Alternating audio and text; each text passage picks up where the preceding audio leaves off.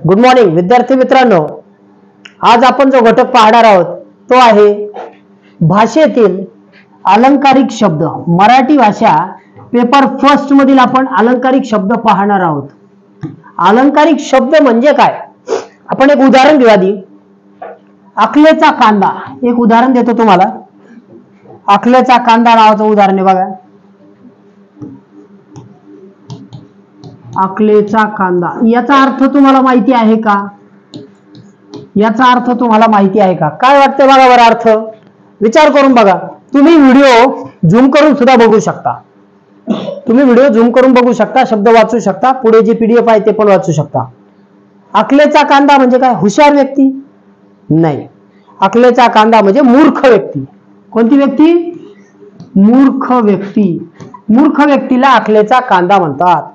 मग अशा प्रकारे आपल्या मराठी भाषेमध्ये हे जे अलंकारिक शब्द आहेत हे वेगळा रंजक अर्थ असणारे आहेत। यांना वेगळा रंजक अर्थ आहे, वेगळा रंजक अर्थ आहे। त्यानंतर हे वैशिष्ट्यपूर्ण आहेत, म्हणजे तुम्हाला सहज बघितल्यानंतर लक्षात येणार नाहीत। सहज बघितल्यानंतर लक्षात येणार नाहीत हे शब्द, याचा अर्थ तुम्हाला कळणारच नाही।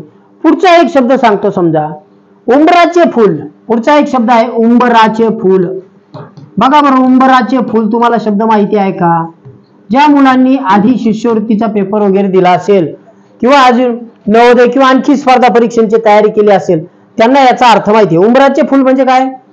दुर्मिळ वस्तू। कोणती वस्तू? दुर्मिळ वस्तू, जी आपल्याला मिळत नाही। दुर्मिळ वस्तू, सहज न मिळणार फूल असं आहे। उंबरावरती लवकर फुलच येत नाही, त्यामुळे ते दुर्मिळ असतं। अशा प्रकारे हा एक अलंकारिक शब्दच आहे। म्हणजे अशा प्रकारचे शब्द हे रंजक आणि वेगळ्या अर्थाचे आहेत। बघा, आपल्या मराठी भाषेमध्ये या शब्दांना मनोरंजन सुद्धा होतं याने, आणि भाषिक सौंदर्य वाढतं। भाषेचं सौंदर्य वाढविणारे शब्द असतात। ठीक आहे, मग अशा प्रकारचे वेगवेगळे शब्द आपल्याला बघायचे। आपण जवळजवळ 100 शब्द पाहणार आहोत अलंकारिक, एकाच भागात नाही। एका भागात साधारण 30 शब्द आणि त्यावरचे प्रश्न, दुसऱ्या भागात, तिसऱ्या भागात। तुम्हाला हे शब्द लक्षात ठेवण्यासाठी पुन्हा पुन्हा हे भाग बघावे लागणार आहेत। ठीक आहे, चला ओके, पुढचा घटक बघू। आपल्या समोर स्क्रीनवर मी काही शब्द लिहिलेले आहेत। ठीक आहे, आपण त्यांचे अर्थ समजून घेऊ। बघा, हा पहिला शब्द आहे अष्टपैलू। अष्टपैलू म्हणजे काय? तर असे खेळाडू आपल्याकडे होते क्रिकेटमध्ये। कपिल देव हे अष्टपैलू होते, म्हणजे ते क्रिकेट बॅटिंग सुद्धा चांगली करायचे, बॉलिंग सुद्धा करायचे आणि फिल्डिंग सुद्धा करायचे। त्याला म्हणतात सर्वगुण संपन्न। अशाच प्रकारे वेगवेगळे व्यक्तिमत्व आपल्याकडे असतात, म्हणजे जे प्रसिद्ध आहेत, तुम्ही त्यांचे आदर्श शोधायला गेलात तर ते अष्टपैलू असतात, म्हणजे त्यांच्याकडे सर्वगुण संपन्नता असते। 11वा रुद्र। पुढचा शब्द आहे अतिशय तापट मनुष्य। परशुराम नावाचे ऋषी होते जे अतिशय तापट होते। त्यांनी कोकणामध्ये असं म्हटलं जातं की कोकण त्यांनी वसवला, परशुरामांनी कोकण वसवला। मग कोकण वसवण्यामध्ये त्यांचा हात होता, तर त्यांनी क्षत्रिय जे होते पृथ्वीवरचे त्यांना मारलं। ते ब्राह्मण होते, पण त्यांच्याकडे शस्त्रधारी ब्राह्मण होते, वेदविद्या पारंगत, आणि त्यांनी ब्राह्मण असूनही क्षत्रियांना मारलं। मग ते तापट मनुष्य होते, त्यावेळी असा शब्द वापरला जातो 11वा रुद्र, अतिशय तापट मनुष्य। पुढचं पिकलं पान। पिकलं पान म्हणजे म्हातारा मनुष्य। पिकलं पान म्हणजे म्हातारा मनुष्य। त्यानंतर ओनामा, एखाद्या गोष्टीचा ओनामा करा म्हणजे प्रारंभ करा। कर्णाचा अवतार। कर्णाचा अवतार म्हणजे काय? उदार मनुष्य। बघा, कर्णाबद्दल एक गोष्ट प्रसिद्ध आहे की कर्ण हा दातृत्वाच्या बाबतीत खूप प्रसिद्ध होता। तो स्वतः, त्याच्याकडे कोणी काही मागायला आले की तो लगेच दान करून टाकायचा। मग अर्जुनाला काय वाटलं? अर्जुन आणि कर्णामध्ये धनुर्धारी असल्यामुळे दोघांमध्ये वाद होता। अर्जुनाला वाटलं की मी सुद्धा दान करू शकतो कुणाला। मग त्याने भगवान कृष्णाला प्रश्न विचारला की मी कर्णापेक्षा चांगलं दान करू शकतो। ठीक आहे, कृष्ण म्हटले असं आहे का? बरं चालेल, काय हरकत नाही, उद्या सकाळी तू ये, आपण तुझी परीक्षा घेऊ। सकाळी अर्जुन आवरून त्यांच्याकडे गेला कृष्णाकडे। त्यावेळी कृष्णाला त्याने सांगितलं की भगवंत तुम्ही माझी हे घेणार होते परीक्षा। त्यांनी सांगितलं हा समोर एक टेकडी आहे, ती टेकडी सोन्याची झालेली आहे, तू तिथं जा आणि ते सोनं लोकांना देऊन टाक। बरोबर, तुला त्या टेकडीचं काय करायचं बघ, तू दान करू शकतोस, ठेवू शकतोस, काही करू शकतोस. मग आता ही परीक्षा दातृत्वाची असल्यामुळे अर्जुन तिथे गेला. त्याने गावात दौंडी पिटवली. ज्यांना सोनं हवं असेल त्यांनी टेकडीजवळ यावं. सगळे लोक तिथे आले. मग अर्जुन कमरेवरती हात देऊन उभा राहिला. हा, तुला 5 टोपल्या घेऊन जा, तुला 10 टोपल्या घेऊन जा, तुला 12 टोपल्या घेऊन जा, असं प्रत्येकाला सांगत दिवसभर थांबला. पण ते जेवढं त्यातनं काढलं धन की ते परत तेवढंच व्हायचं, जेवढं धन काढलं की तेवढं परत व्हायचं. मग असं झालं तर दिवसभर ती माती काही हटली नाही, ती सोन्याची ती टेकडी. मग दुसऱ्या दिवशी मग हा अर्जुन गेला. त्याने सांगितलं की भगवंत, तुम्ही दिलेल्या टेकडीचं काहीही हल्लेलं नाही. तू दिलं ना म्हणे, ठीक आहे चालेल. मग आता दुसऱ्या दिवशी त्यांनी कर्णाला बोलवलं. कर्णाला म्हणे, तुला मी ही टेकडी दान केलेली आहे, तुला काय करायचे ते तू बघ, लोकांना द्यायची ठेवायची की बघ. मग कर्णाने काय विचार केला, कर्ण तिथं गेला. त्याने दौंडी पिटवली. सगळ्या लोकांनी टेकडीजवळ यावं. अर्जुनाला वाटलं याने माझ्यासारखंच केलं. तिथं गेला. ही टेकडी इथं आहे म्हणे, तुम्हाला जे घ्यायचं ते घेऊन टाका, घेऊन जा, मला त्याच्याशी काही घेणं नाही. आणि तो स्वतः निघून गेला. फरक काय होता बघा. अर्जुन स्वतःचा बडेजाव सांगण्यासाठी, स्वतःचं श्रेष्ठत्व सांगण्यासाठी तिथे कमरेवर हात देऊन उभा होता. त्या उलट कर्णाने दान केलं आणि निघून गेला. म्हणजे हे कर्णाचं दातृत्व होतं की कोणी दिलं हे सांगायची गरज नाही. जे माझं नाही ते मी दुसऱ्याला काय देणार, ईश्वराने दिलं मी लोकांना देऊन टाकलं, अशा पद्धतीने त्याने दातृत्व दाखवलं. मग त्याला कृष्णाने समजून सांगितलं की बघ, अशा पद्धतीने कर्णाने स्वतःचा कुठलाही मोठेपणा तिथे ठेवला नाही, तो निघून गेला. त्यामुळे कर्णाला काय म्हटलं जातं, कर्णाचा अवतार म्हणजे उदार मनुष्य, जो खरंच उदार होता, ज्याने स्वतःची कवच कुंडले, जे स्वतःचं वचन होतं, ज्याला वाचवण्याचं त्याची शक्ती होती, ती सुद्धा देऊन टाकली. आले लक्षात? चला आता आपण पुढचा घटक बघू. गोष्टीमध्ये मजा येते, गोष्ट चांगली वाटते, पण आपण शब्द बघू. ठीक आहे, चला पुढचा घटक आहे. पहिला शब्द आपण बघितला, अष्टपैलू बघितला, सॉरी एक मिनिट, अष्टपैलू बघितला. 11वा रुद्र म्हणजे अतिशय तापट, अकलेचा कांदा मूर्ख, अकलेचा खंदक हा शब्द बघू. अत्यंत मूर्ख मनुष्य. अकलेचा खंदक म्हणजे ज्याला स्वतःची अक्कल नाही असा अत्यंत मूर्ख मनुष्य. अरण्य रुदन, अरण्य रुदन म्हणजे ज्याचा उपयोग नाही असे कृत्य, ज्याचा उपयोग नाही म्हणजे एखादा माणूस विनाकारण काहीच न करता सतत रडत असतो, त्याच्या रडण्याचा काहीच उपयोग होत नाही, त्याला म्हटलं जातं अरण्य रुदन. निष्कारण रडत राहणे, निष्कारण काही करणे. आळवावरचे पाणी म्हणजे काय हो, फार काळ न टिकणारी गोष्ट. तुम्ही आळूचं पान बघितलंय, आळूच्या पानावरती तुम्ही पाण्याचा थेंब टाकून बघा, पाण्याचा थांबत नाही का. शास्त्रीय भाषेमध्ये त्याच्यावरती असं सांगितलेलं की त्याच्यावर मेणासारख्या पदार्थाचा थर आहे म्हणून पाणी थांबत नाही. मग जर आळवावर पाणी फार काळ टिकत नाही तर त्या म्हणीचा त्याच्यावर अलंकारिक शब्द तयार झाला, आळवावरचे पाणी म्हणजे फार काळ न टिकणारी गोष्ट. पुढे अक्षरशत्रू. अक्षरशत्रू म्हणजे त्याला अक्षरच माहित नाही, त्याला अक्षर माहित नाही, तो निरक्षर आहे, तो अडाणी आहे. कसा आहे? अडाणी आहे, निरक्षर आहे. पुढचा शब्द आपण बघू, ओनामा. ओनामा हा शब्द आपण समजून घेतला, सुरुवात करणे, प्रारंभ करणे.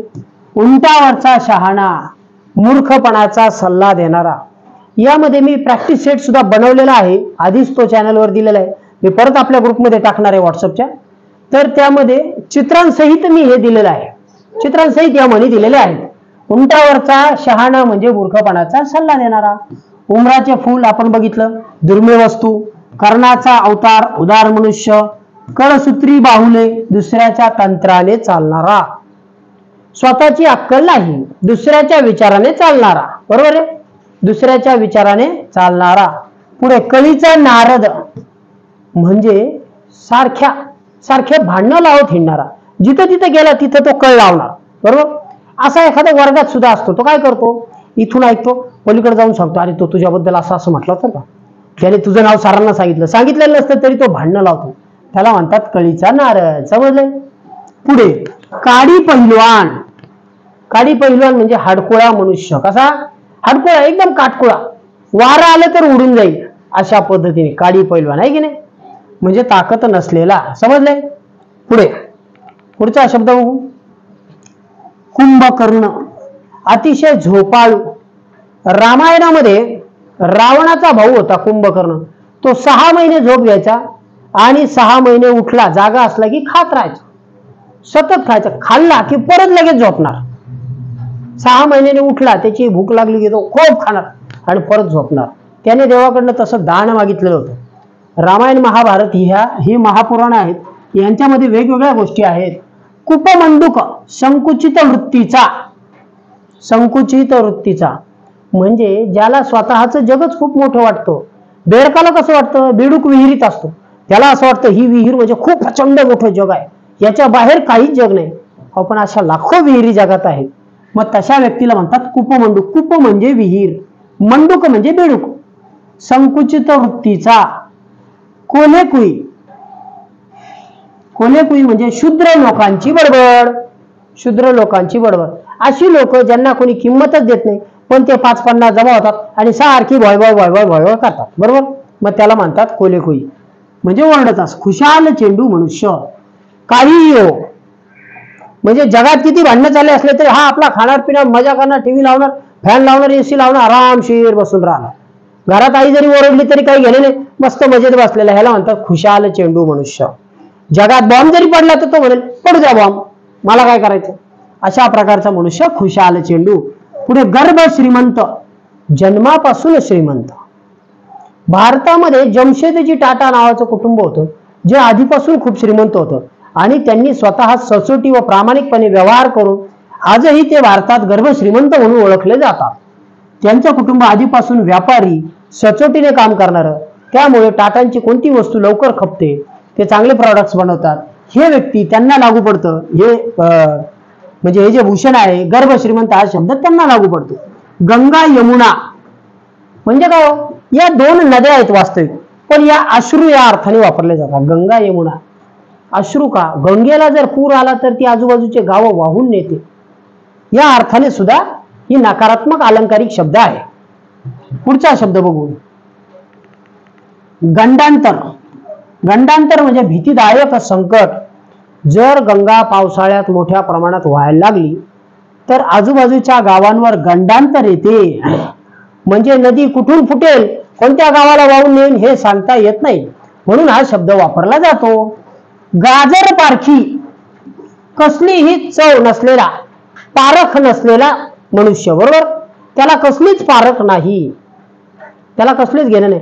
म्हणजे हा गाजर सुद्धा चटणीबरोबर लावून खायला बसला.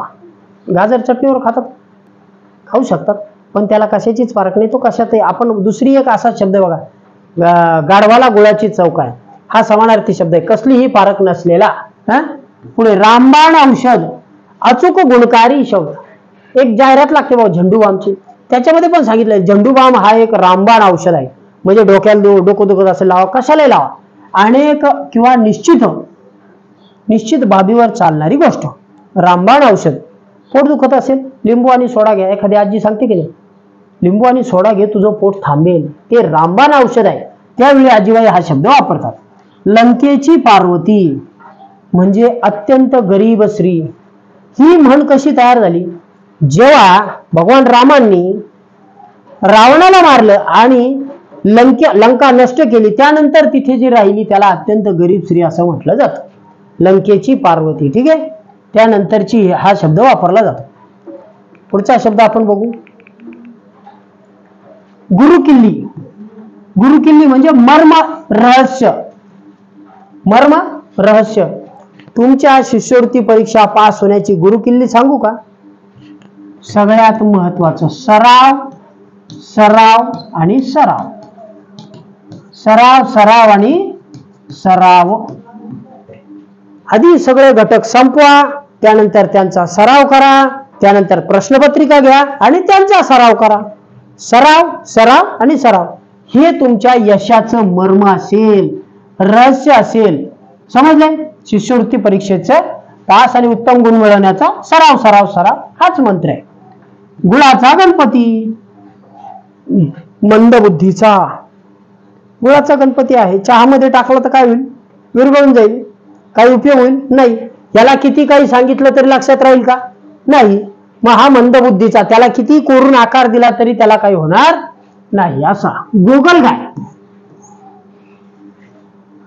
गरीब, निरुपद्रवी मनुष्य. तो खूप गरीब आहे आणि तो खूप निरुपद्रवी आहे, त्याला म्हटलं जातं गोगलगाय, त्याला काय म्हटलं जातं? गोगलगाय, बरोबर. घर कोंबडा, घरातून बाहेर न पडणारा. यालाच आणखी एक शब्द आहे, गाडग्यातला उंदीर. गाडग्यातला उंदीर म्हणजे जो सतत कशात राहतो? गाडग्यात, म्हणजे तो घरातून बाहेर पडत नाही, अशा प्रकारचा शब्द. पुढे घोरपड, चिकाटी धरणारा.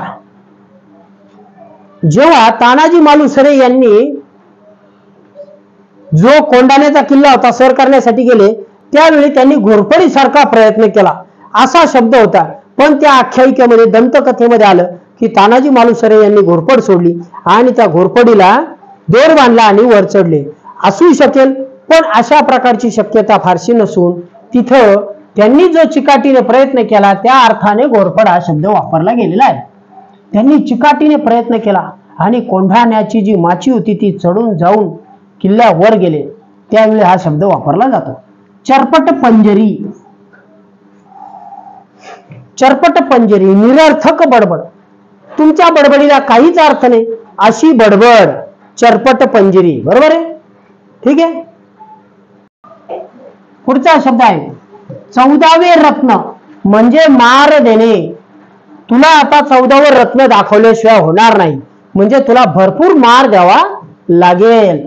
36चा आकडा. माझ्या वर्गामध्ये 2 विद्यार्थी आहेत, त्यांचा 36चा आकडा आहे, म्हणजे त्यांच्यामध्ये खूप मोठं भांडण आहे. हा एका बेंचवर बसला तर तो दुसऱ्या बेंचवर बसतो, याने एक डबा खाल्ला तर हा डबाच खात नाही. हे अशा प्रकारचं नसतं, समजलं ना? म्हणजे 2 शत्रू असणं असं मला सांगायचं. 36चा आकडा. हा जेवला तर तोही जेवेल, तो कशाला उपाशी राहील. पुढे जमदग्नीचा अवतार. जमदग्नीचा अवतार, जमदग्नी नावाचे ऋषी होते. तुम्ही जर नेटवर सर्च केलं तर याबद्दल तुम्हाला कथा ऐकायला मिळेल. कथा खूप आहेत आपल्या पुरातन याच्यामध्ये, पुराणांमध्ये.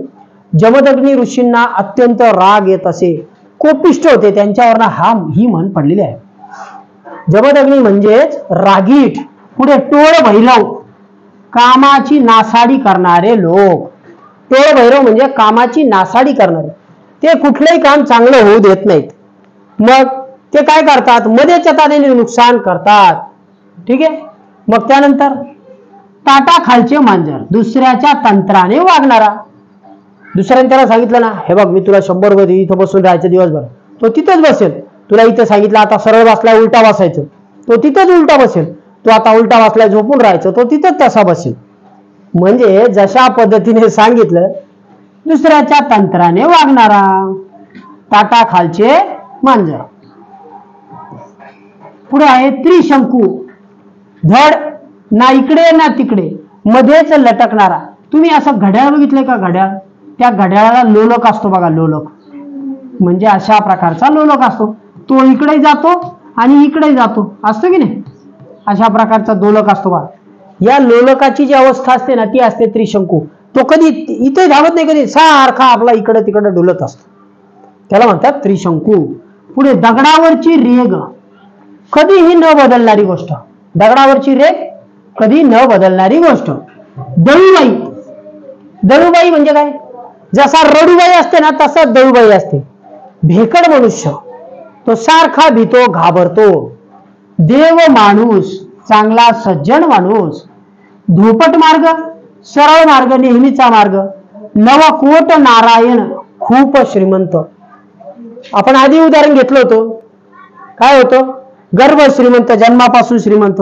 तसं नवकोट नारायण, टाटा कुटुंब आहे ते नवकोट नारायण आहे, म्हणजे खूप श्रीमंत आहे. पुढे त्यानंतर नंदी बैल, होला हो म्हणणारा. जसं सांगितलं तसंच.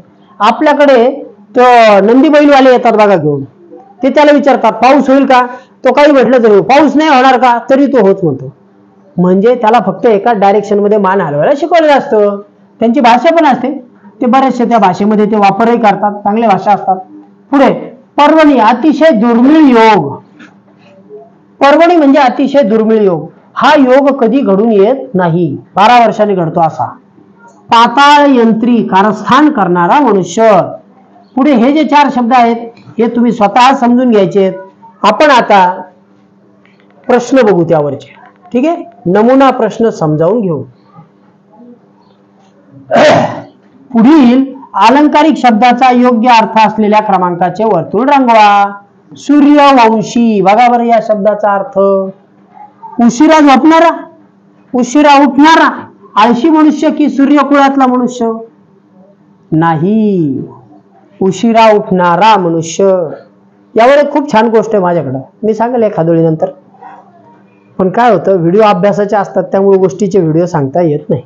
तुम्हाला गोष्टीची आवडत असेल तर तयार करेल, ठीक आहे. पुढे पुढील प्रत्येक प्रश्नातील अलंकारिक शब्दाचा अर्थ पर्याय सांगा. कळसूत्री बाहुले. कळसूत्री बाहुले म्हणजे काय? दुसऱ्याच्या तंत्राने वागणारा, बाहुल्यांचा खेळ करणारा, दुसऱ्यावर ताबा ठेवणारा, होला हो म्हणणारा नाही. कळसूत्री बाहुले म्हणजे त्या ज्या असतात ना, दोऱ्या घेऊन ते माणसं राजस्थानी येतात बघा यात्रेमध्ये, वरतून दोऱ्या असतात आणि ते खाली पाय हलवतात त्या माणसांचे, त्याला म्हणतात कळसूत्री बाहुले. आपल्या प्रश्नाचं उत्तर ते होतं, ठीक आहे. पुढे नवकोट नारायण, अतिशय श्रीमंती, दीड शहाणा नाही, कळ लावणारा नाही आणि अतिशय गरीब नाही. नवकोट नारायण म्हणजे खूप श्रीमंत. नारायण म्हणजे भगवान विष्णू, आणि भगवान विष्णूंकडे श्रीमंती असते कारण त्यांच्याकडे माता लक्ष्मी असतात, अशी पुराणातली कथा आहे. मग ज्यांच्याकडे नारायण, ज्यांच्याकडे 9 कोट आहेत, सोन्याने भरलेले 9 कोट आहेत, असे अतिशय श्रीमंत. पुढे बिन भाड्याचे घर, तुरुंग. बिन भाड्याचे घर, तुरुंग. एक नंबरचा पर्याय. शाळा नाही, मंदिर नाही, चर्च नाही, ठीक आहे. कर्णाचा अवतार, शूर मनुष्य नाही, रागीट मनुष्य नाही, कारस्थानी नाही, उदार मनुष्य. आता तुम्ही गोष्ट कधीच विसरणार नाहीत, मी ती पूर्ण सांगितलेली आहे. पुढचा शब्द गाजर पारखी. गाजर पारखी 5वा. चिकित्सक मनुष्य नाही, गाजर पारखून घेणारा नाही, रत्नाची पारख असणारा नाही, कसलीही पारख नसणारा, बरोबर, अशा प्रकारचा. पुढे त्रिशंकू. मी लोलकाचं उदाहरण दिलं तर बघा, 3 कोणांचा समूह नाही, 3 ठिकाणी असणे नाही, धड ना इकडे ना तिकडे, त्रिकोणी आकाराचा नाही. अशा प्रकारे आपण प्रश्न आणि अलंकारिक शब्द समजून घेतलेले आहेत. ओके. तुम्हाला जर व्हिडिओ आवडला असेल तर नक्कीच लाईक करा. आपला पुढचा जो व्हिडिओ असेल तो शब्द समूहाबद्दल एक शब्द हा असेल, ठीक आहे. पुढचा व्हिडिओ बघायला विसरू नका. या आठवड्यात शेवटी होणारी सराव परीक्षा द्यायला विसरू नका. चला थांबतोय. Good day, bye.